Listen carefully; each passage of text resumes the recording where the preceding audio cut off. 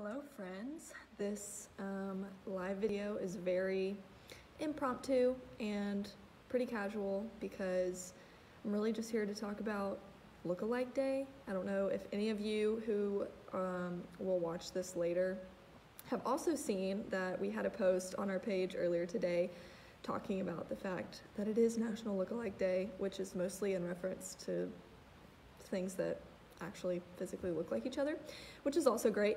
But if you haven't heard of this before, you can actually create audiences in Ads Manager on Facebook that are called LookAlike Audiences, and they're super cool. I think they're kind of one of the most interesting tools that Facebook gives us when we're advertising. And so I just kind of wanted to chat about what those are and how you can use them, how we've used them for our clients before, and how those audiences have been effective in the past. I'm just gonna refresh. I have this propped up against my computer, super professional. So I'm just gonna make sure that it looks okay on my desktop before I jump in. There it is, okay.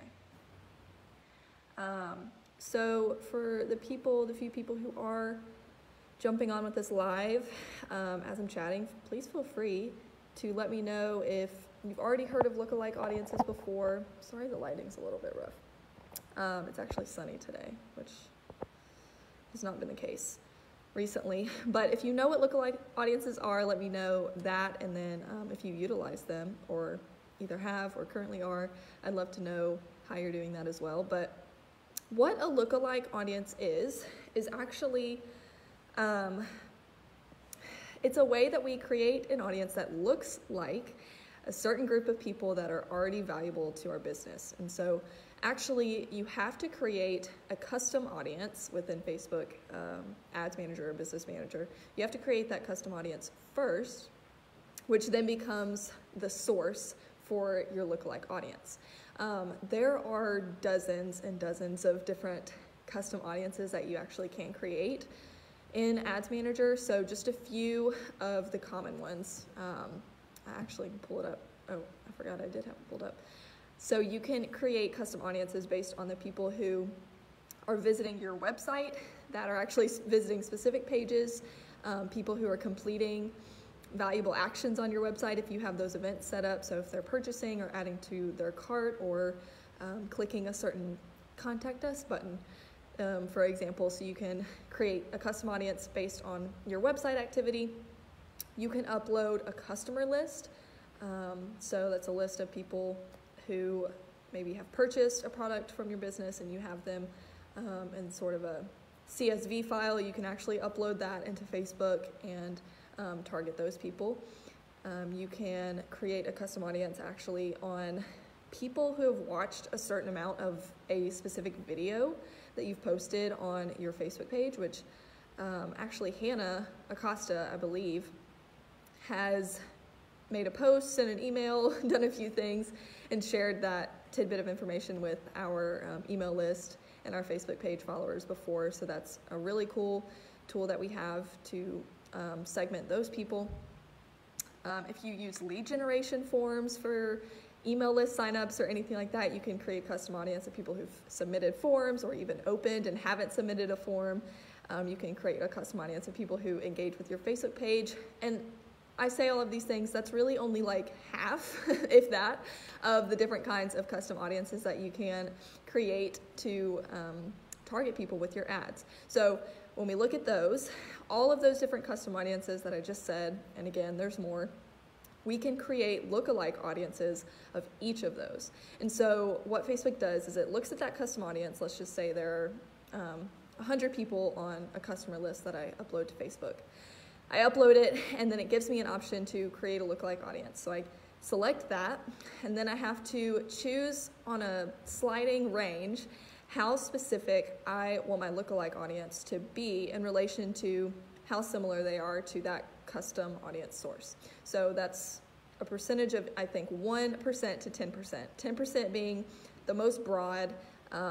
They are still similar, but you're able to cast your net a little bit wider, and Facebook will find the most people it possibly can who still look and behave the same way as that original audience source.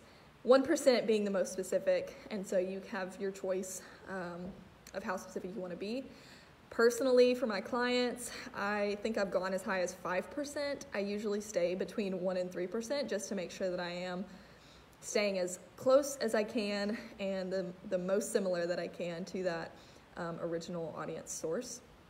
So let me back up a few steps. I kind of thought about this as I was mentioning something earlier. What does it actually mean for Facebook to find people who look like those people in the custom audience source? So it's not just physical appearance. Hopefully you kind of gathered that.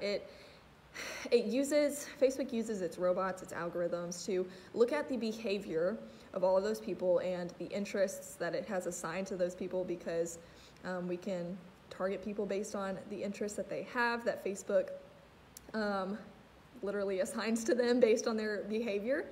So I probably have a lot of online shopping interests, and probably even some specific brands that I've constantly visited their website after I look at their ad. And so Facebook is looking at how are those people acting both on Facebook and off Facebook, because they have access to a lot of our information.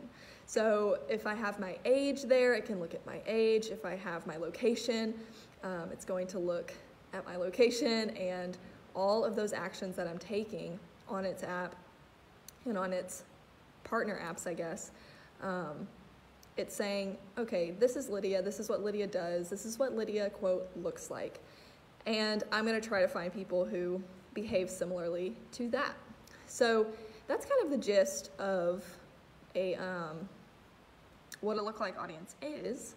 So like I said before, for anybody that maybe just joined, if you knew what those were, because Shauna said all those demographics. Yes, it's looking at a ton of different demographics, interests. This lighting is really bothering me. Don't know how to fix it. It looks at a ton of things about each of those people and tries to find the overarching similarities between each of them, and then looks at other people on Facebook and tries to gather those people into the lookalike audience. So if you've used those before, let me know. But one of the interesting results that I've seen on one of my clients' campaigns, very recently actually, and currently as we speak, is still producing results, is a client I have that actually, they have a free ebook, and we're targeting small business owners primarily, just entrepreneurs, small business owners, consultants, that kind of group of people. And they have a free ebook that is valuable to those people.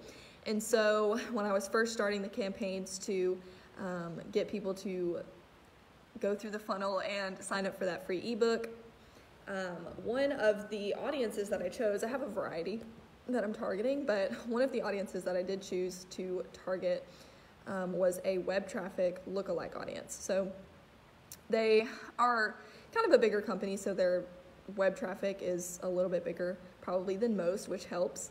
And so I decided to test out that audience when I was targeting people who might be interested in this free ebook. So basically Facebook looked at, because I have a Facebook pixel on their website, which is probably a topic for another day, but Facebook looked at all the traffic that had been on their site. I think I set it to like the last 6 months.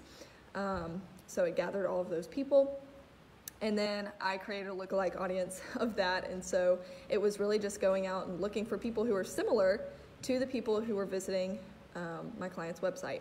And that audience, of the 4 different ones, I'm pretty sure there's 4 at least, of the 4 different ones that I have been targeting for about a month now, has consistently produced the cheapest cost per lead or conversion of people who are signing up for that free ebook.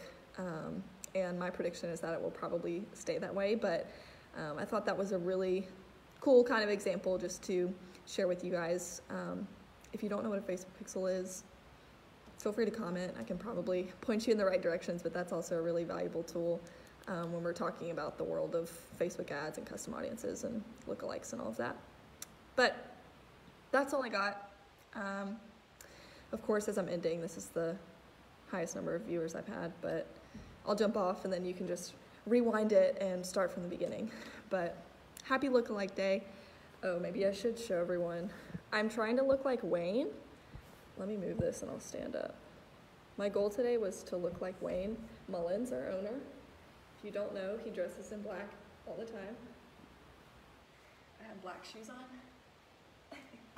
Gina's behind the camera, so she's laughing at me because I'm just being extra, but okay, that's all I got. Gina, do you have any words for the Facebook Live for Look-alike Day? Keep looking alike. That's all we got. Let me know if you have any questions. I will be checking the comments throughout the day, throughout the week. See ya.